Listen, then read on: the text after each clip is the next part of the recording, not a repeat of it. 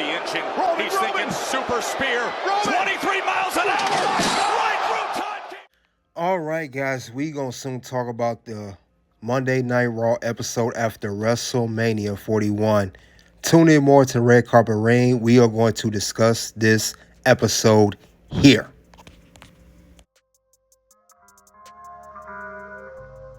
If you come at the king, you best not miss. Acknowledge us. Hey, guys, we're here at the Red Carpet Reign. We'll talk about WWE Raw after WrestleMania 41 recap.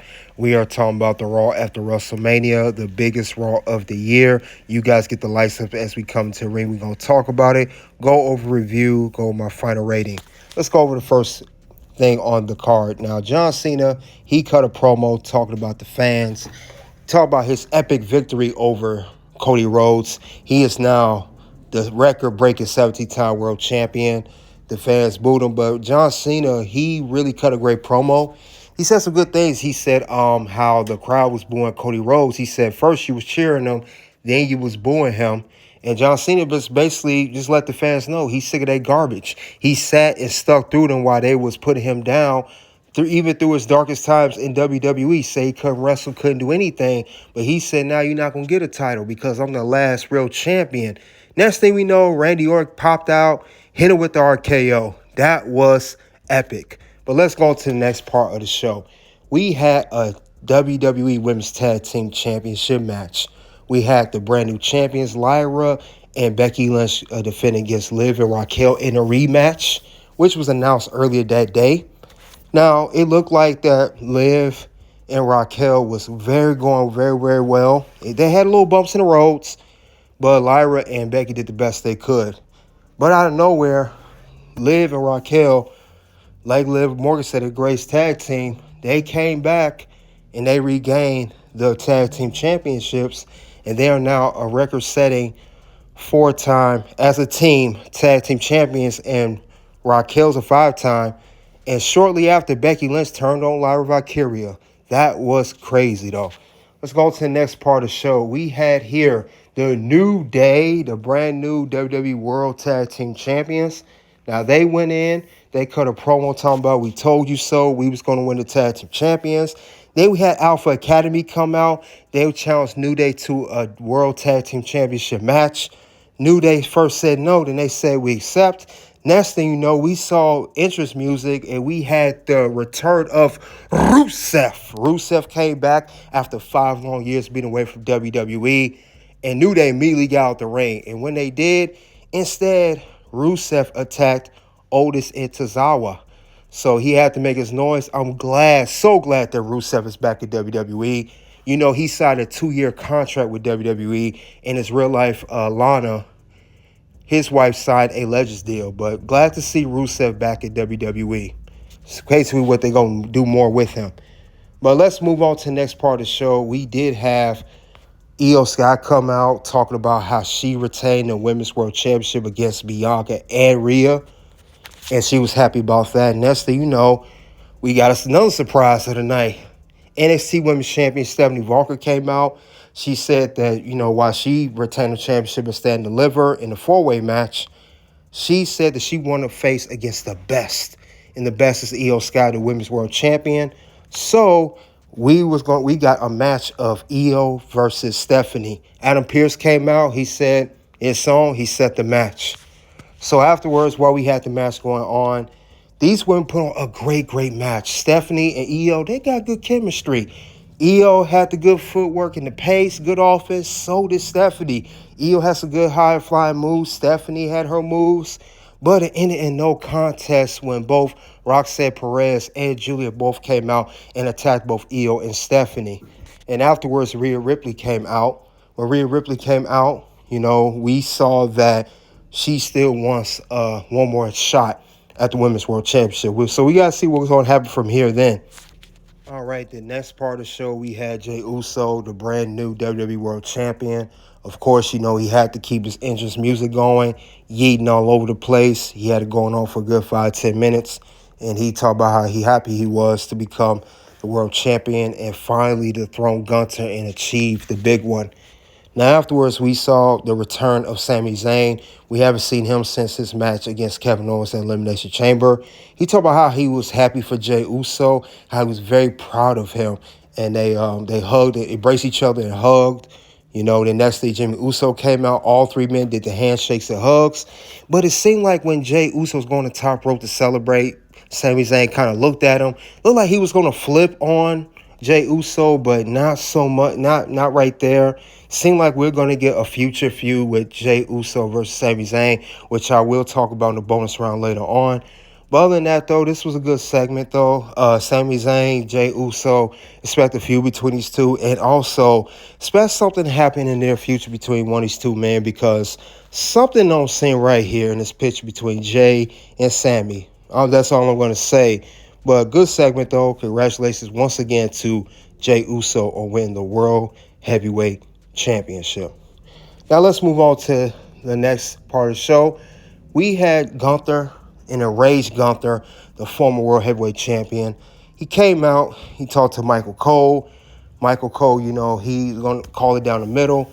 Gunther did not like what Michael Cole was saying about him, however, but he came out, he wanted to attack. Came out to attack Michael Cole. And then we saw Pat McAfee step in for him. He attacked Gunther. While Pat McAfee walked away, Gunther locked his submission hold. He had Gunther out, and he had to get officials and doctors to take Pat McAfee to the back, and Pat McAfee was taken away. And entering his place, since Pat McAfee could not commentate for the rest of the evening, we did see Joe Tessitore come to Raw. And even Adam Pearce asked Michael Cole, did you want to take the night off? Michael Cole said, ain't no one bully going to make me stop doing my job. Very good segment, and it shows the enraged Gunther, because we know he's going to get a rematch at some point against Jey Uso. All right, let's get to the final segment of the show. We had Seth Rollins and Paul Heyman come out. It's the first entrance of Paul Heyman and Seth Rollins after Seth Rollins' triumphant victory at WrestleMania 41 in the main event of Saturday, night one. And Seth Rollins cut a promo. He said that he took Roman Reigns' wise man and simultaneously took CM Punk's best friend, Paul Heyman. And it's basically Seth Rollins' time. And, you know, he's pretty much done. And he's pretty much is going to be a takeover now. And this is a good looking, good pairing of Paul Heyman and Seth Rollins. Before anything go further, we saw CM Punk come out. CM Punk came out and immediately attacked Seth Rollins. And he even stared at Paul Heyman. He attacked Paul. He put his hands on Paul Heyman. Next thing you know, we saw Roman Reigns come out. Now, we know that Roman Reigns came out too. He also won his hands on Seth Rollins. Now, we know Seth Rollins cursed on CM Punk. We also know that Roman Reigns came out. He speared Seth Rollins, and he even gave the Superman punch to Paul Heyman. However, when Paul Heyman was set up to get a spear by Roman Reigns while he set him up in a corner, we see someone give him a spear, and that ended up being former Intercontinental Champion Braun Breaker. And all three men, Braun Breaker, Seth, and Paul Heyman, all stood tall to end Raw. But I would say out the whole show, I gave this show a 5 out of 5. This is one of the best Monday Night Raws of the whole year. Now, I spoke about WrestleMania 41. I was not too keen on it. I get a very average rating. However, I will say Raw After WrestleMania made up for it. It was the best Raw, 5 out of 5. I didn't see no big issues there. But you guys let me know what you think. We're going to go on to the bonus round. We are not going to talk about Jey Uso. Now that Jey Uso is the World Heavyweight Champion, we're going to talk about the booking and how that's going to work with Jey Uso now that he's champion. I got a list of scenarios of who his opponent's going to be and approximately how long Jey Uso is going to be the World Heavyweight Champion. Because I don't see him holding it for a super long time. It'll be a little bit longer than the Intercontinental Championship run, but don't expect him to have it for no 6 months to a year. Let's go over some great scenarios here. Jey Uso, he's the World Heavyweight Champion. I would say I see Jey Uso hold on to the belt no longer, since we are about to, in late April, early May. I would give Jey Uso roughly 60 to 70 days as world champion. I will say this, he will not be world champion at SummerSlam of this year, he will lose the belt at that particular time. How he will lose it, when he will lose it, I will get into that shortly. Let's go over his opponents, though. Who will be Jey Uso's challengers? It's while he does have the championship for now. First person I'll go over is Sami Zayn. Sami Zayn and Jey Uso, they got a good bond. You know, they first did not hit it off back in the Bloodline days. Jey Uso never liked Sami at first. And next thing you know, later on, Jey and Sami are having a good bond. But I said it earlier, Jey and Sami, is something going on here. One of these two men are going to flip on each other. I'm calling it right now. And that's going to set up for a World Heavyweight Championship match, I would say, at Backlash or shortly after Backlash. But I say that Sami Zayn will be the perfect first opponent for Jey Uso. And I see Jey Uso retaining this. So expect that Backlash or a little bit after, or the Raw after. But that's one opponent. Another opponent, we're going to talk about someone that Jey Uso's dealt from his past, Braun Breaker. Now, we remember that Braun Breaker, Jey Uso fought over the Intercontinental Championship. Jey Uso even defeated Braun Breaker to win the Intercontinental Championship before Braun Breaker would regain the championship back from Jey Uso after Jey Uso having it for 28 days. Now, Braun Breaker, now he's a part of that stable with Paul Heyman and Seth Rollins. This would be a good setup. This will make him look good. Braun Breaker's no longer Intercontinental Champion after losing at WrestleMania. He'd be a good opponent for Jey. And I do see Jey, giving that word to Braun Breaker. But I see Braun Breaker giving that word to Jey Uso as well. It'll be a good back and forth. But I do see Braun Breaker getting close, but not close enough. Then he have no choice but to give Jey Uso his props, just like he did once before. But I will see Jey Uso, retain the championship. This could be maybe a Money in the Bank style, or right before Money in the Bank, because after Backlash, we do have Money in the Bank or Clash at the Castle. One of those PLEs, probably the international one, Braun Breaker will be challenging Jey Uso for the World Heavyweight Championship. That would be a good race scenario to set that up. And it'll be a good bout, because I would love to see these two get in the ring together once again. Now it's going to be for the World Heavyweight Championship. So we'll see how that happens, though. But Jey Uso will defeat Braun Breaker. And it could even be a barely defeat him. But he will defeat him to retain his World Heavyweight Championship. Then that'll be end of that feud, I would see, at that particular point. I don't see Braun Breaker challenging him too much more after that. May get one more match, but most likely it's going to be a one-off match. But last but not least, the guy I do see him challenging after that will be Seth Rollins. Now, this is a brand new heel, Seth Rollins. And Seth Rollins is the inaugural World Heavyweight Champion. We knew that when Seth Rollins lost the championship at WrestleMania 40 last year, it was bound to happen that he will really get back into the title picture.